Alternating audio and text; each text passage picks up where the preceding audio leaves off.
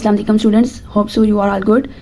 हमने national book foundation class 10 mathematics का chapter number 3 start किया हुआ था, जिसकी एक्सरसाइज 3.2 का क्वेश्चन नंबर 7 तक मैंने वीडियोस अपलोड कर दी हैं। मैंने इस वीडियो के डिस्क्रिप्शन में उसका लिंक दे दिया है, आप वो जाकर देख सकते हैं। आज हमारे पास है क्वेश्चन नंबर 8।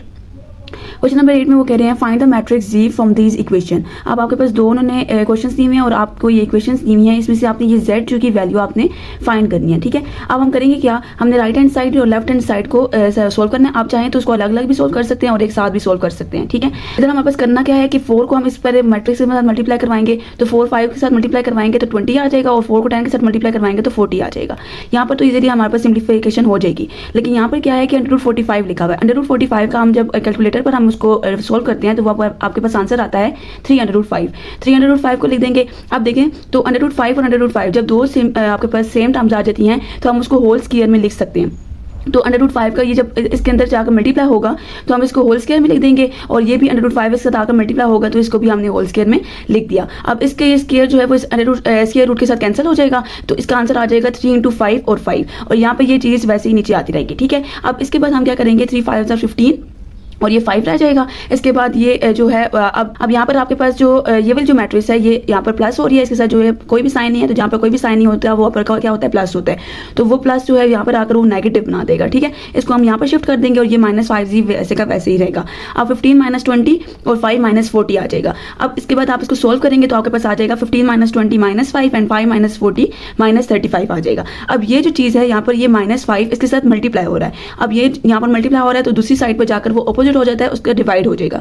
तो अगर ये -1/5 इसके साथ डिवाइड होगा तो -5 और -5 क्या हो जाएगा, आपके पास 1 आ जाएगा, और -35 डिवाइडेड बाय -5 आपके पास आ जाएगा 7। तो z का आंसर आपके पास आ जाएगा 1 और 7। तो इस तरह से ये आपके पास मैट्रिक्स सोल्व हो जाएगी। इसी तरह से आपके पास पार्ट 2 है z + 5 - 7 = 3z - 5 3। ठीक है, अब आपने दोनों साइड को सोल्व करना है। तो यहाँ पर आपके पास देखें तो z इधर भी लिखा हुआ है और z यहाँ पर भी है। इसको हम इधर ले आएंगे और इस मैट्रिक्स को उठाकर इधर ले जाएंगे, तो इसके साथ आपके पास प्लस साइन शो हो रहा है। तो यहाँ पर कुछ नहीं होता, मैं आपको बता चुकी हूँ, वहाँ पर प्लस है तो यहाँ पर आपके पास आकर माइनस हो जाएगा। अब यहाँ पर इसको माइनस लिख देंगे, ये जो है इधर प्लस साइन शो हो रहा है, यहाँ पर आकर इसको माइनस कर देंगे। अब हमने दोनों साइड को सोल्व करना है। z - 3z क्या हो जाएगा, इसके साथ आपके पास क्या लिखा हुआ है, 1 लिखा हुआ है, तो 1 - 3 क्या हो जाएगा, -2z। और ये अगर सोल्व करें तो माइनस इसके साथ मल्टीप्लाई होगा, -5 आ जाएगा और -3 आ जाएगा, और माइनस यहाँ पर ये रहने दें। अब -5 -5, ठीक है, -3 -+7। ठीक, अब इसके बाद आप इसको सोल्व करेंगे तो आपके पास क्या आ जाएगा, -+10 हो जाएगा, और -3 + 7 4 हो जाएगा। -10 और 4 आ जाएगा। ये इसके साथ -2 जो है वो मल्टीप्लाई हो रहा है, उधर जाकर क्या हो जाएगा, डिवाइड हो जाएगा। -10 डिवाइडेड बाय -2 हो जाएगा, और 4 डिवाइडेड बाय -2। कटिंग वगैरह करेंगे तो आपके पास आंसर आ जाएगा 5, और 4 बाय -2 क्या आ जाएगा, -2 आ जाएगा। तो इस तरह से आपके पास ये जो z की वैल्यू होगी वो हमारे पास सोल्व हो जाएगी। मैट्रिक्स मल्टीप्लिकेशन ऑफ मैट्रिसेस के लिए इंपॉर्टेंट क्या है हमारे पास कि उसका नंबर ऑफ कॉलम्स इन ए, मतलब फर्स्ट आपके पास 2 अगर मैट्रिसेस गिवन है तो ए आपको उसके पास एक मैट्रिक्स होगी और बी होगी, तो फर्स्ट जो मैट्रिक्स है उसका नंबर ऑफ कॉलम्स और सेकंड मैट्रिक्स की नंबर ऑफ रोज इक्वल होंगे तो आपके पास मल्टीप्लिकेशन ऑफ मैट्रिसेस पॉसिबल होगी। जैसे आपकी बुक में भी मेंशन है, हम यहाँ पर भी देख सकते हैं, तो इसमें भी उन्होंने मल्टीप्लिकेशन ऑफ मैट्रिसेस में यही बताया हुआ है कि number of columns in A equal to number of rows in B अगर इक्वल होंगे तो आपके पास मैट्रिक्स की मल्टीप्लिकेशन जो है वो पॉसिबल है। जैसे फॉर एग्जांपल इधर एग्जांपल मैं आपको बता देती हूँ, फिर आगे हम क्वेश्चन सोल्व करेंगे तो आपको क्लियर हो जाएगा।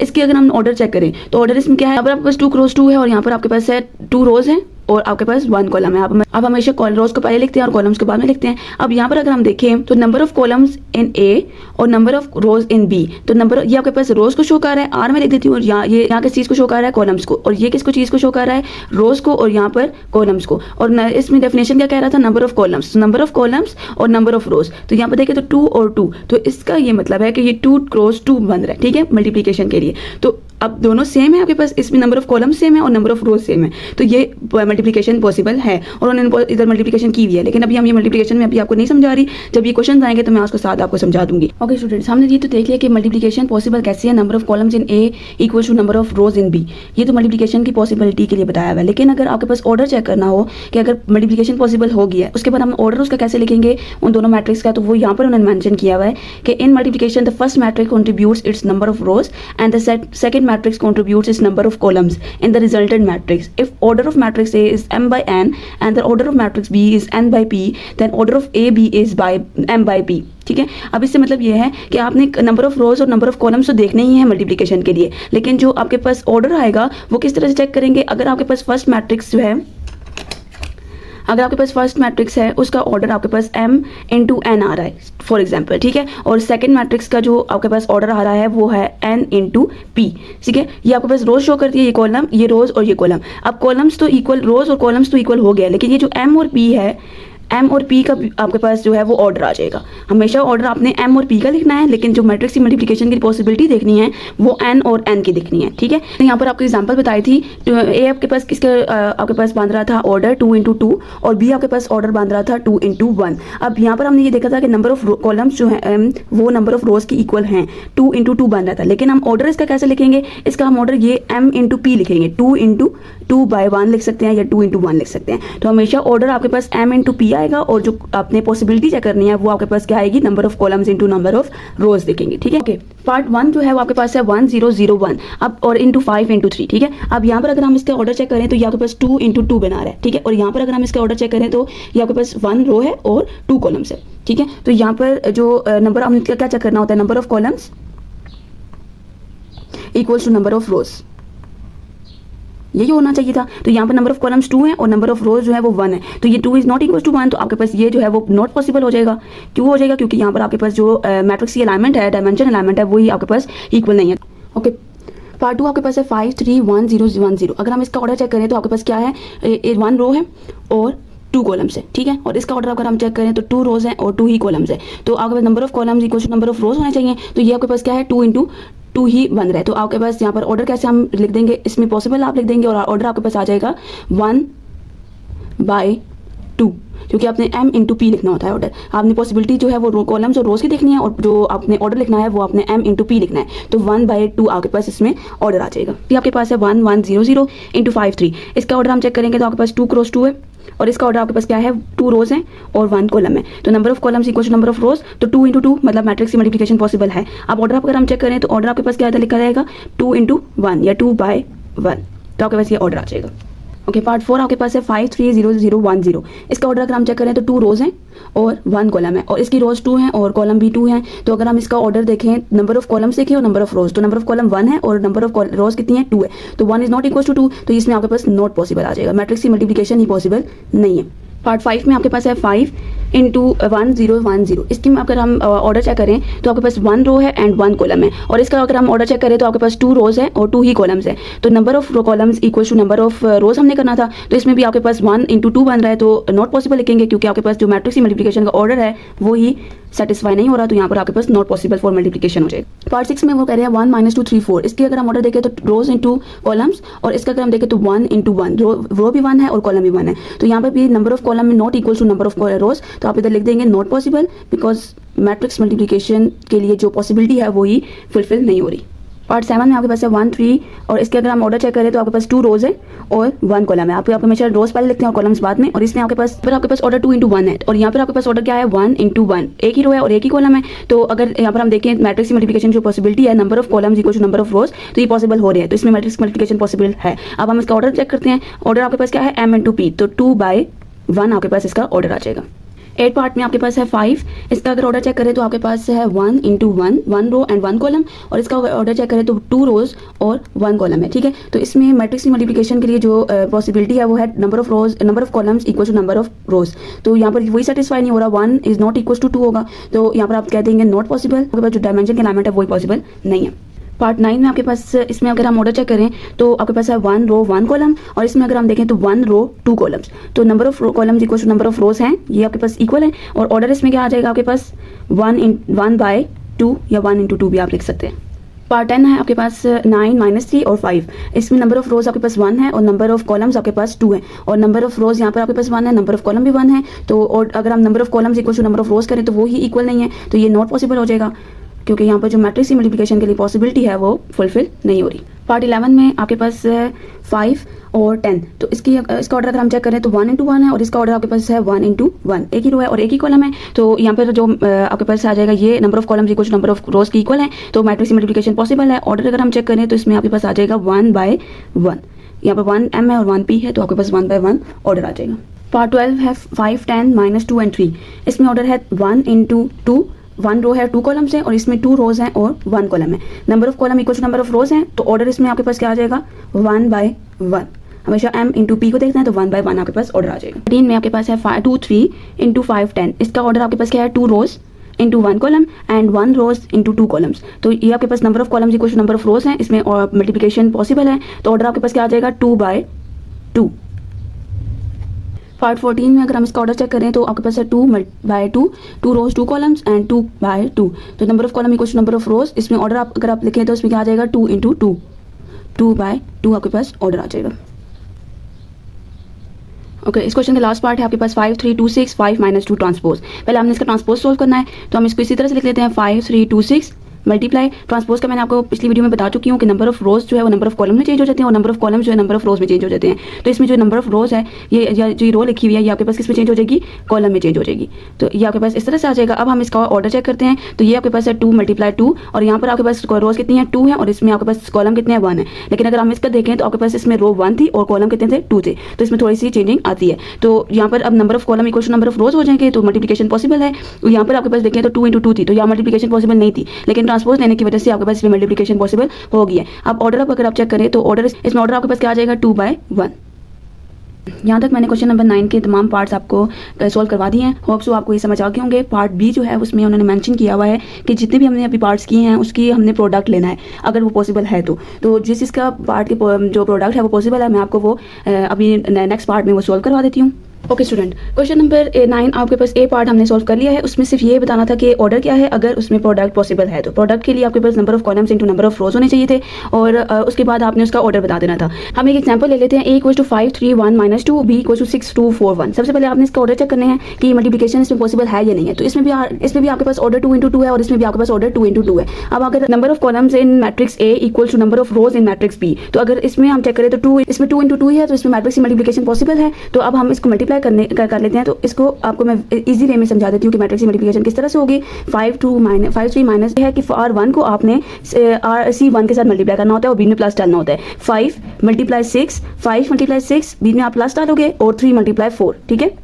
और इसी तरह से R1 को C2 के साथ भी करना होता है। R1 मतलब 5 और C2 का फर्स्ट एलिमेंट क्या है 2 और प्लस बीच में आ जाता है और 3 × 1, तो ये आपके पास R1 कंप्लीट हो जाएगी। इसी तरह से R2 को आपने C1 के साथ करना है और R2 को ही आपने C2 के साथ करना है। तो R2 का फर्स्ट एलिमेंट है 1 मल्टीप्लाई C1 का आपके पास फर्स्ट एलिमेंट है 6 प्लस -2, आप इसको ब्रैकेट में भी लिख सकते हैं मल्टीप्लाई 4। अगर कोई माइनस प्लस में कोई आ जाता है क्वेश्चन तो आप इसको मल्टीप्लाई में लिख सकते हैं, ठीक है। इसी तरह से यहाँ पर आपके पास आ जाएगा 1 × 2 और इसमें आ जाएगा प्लस बीच में और -2 × 1। एक और स्टूडेंट ट्रिक ये भी है, अगर आप देखना चाहते हैं कि मैट्रिक्स आपकी या मल्टीप्लिकेशन आपकी ठीक हुई है तो ये देख सकते हैं कि सेकंड एंट्री जो भी होगी वो आपके पास सेम होगी। अब जैसे 6 6 4 4 2 2 1 1 ये आपके पास सेम होगी, ठीक है। और अब 5 6 30 प्लस 3 4 12 5 2 10।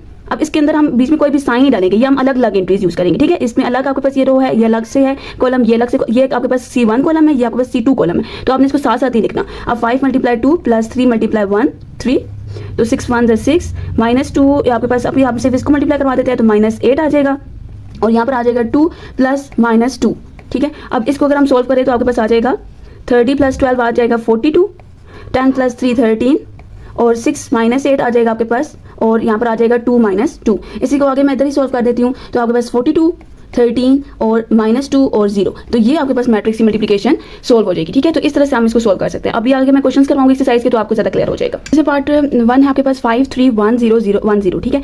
इसका अगर हम ऑर्डर चेक करें तो इसमें आता है 1 × 2 और 2 × 2, तो number of column equal to number of rows है, तो इसमें पॉसिबिलिटी है हम इसको आगे मल्टीप्लाई करवाते हैं। आप इसको A कह सकते हैं 5 3 और इसको आप B कह सकते हैं 1 0 1 0। तो A B को मल्टीप्लाई करवाएंगे तो आपके पास 5 3 1 0 1 0 लिखा हम लिखेंगे और B को मल्टीप्लाई का साइन डाल दें। अब मैंने आपको क्या कहा था, R1 को आपने C1 के साथ करवाना है।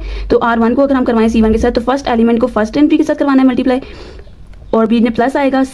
5 को हमने 1 के साथ किया प्लस करके 3 को हमने 1 के साथ किया, ठीक है। 3 × 1 हमने लिख दिया। अब देखिए एक ही रो है तो हम इस रो में ही जाएंगे। अगर सेकंड रो हमारे पास रो होती तो हमारे पास नीचे जाते, ठीक है। अब इसी R1 को आपने C2 के फर्स्ट एंट्री के साथ करना है। तो 5 × 0 हो जाएगा प्लस R1 के सेकंड एंट्री को C2 के सेकंड एंट्री के साथ मल्टीप्लाई करना है 3 × 0। तो इसी तरह से आप इसको क्या करोगे 5 × 1 लिखेंगे प्लस 3 1 3। अब इधर आपके पास R2 कोई भी नहीं था तो हम इसको आगे से सोल्व नहीं कर सकते थे, ना ही R2 आपके पास आ सकता था यहाँ पर।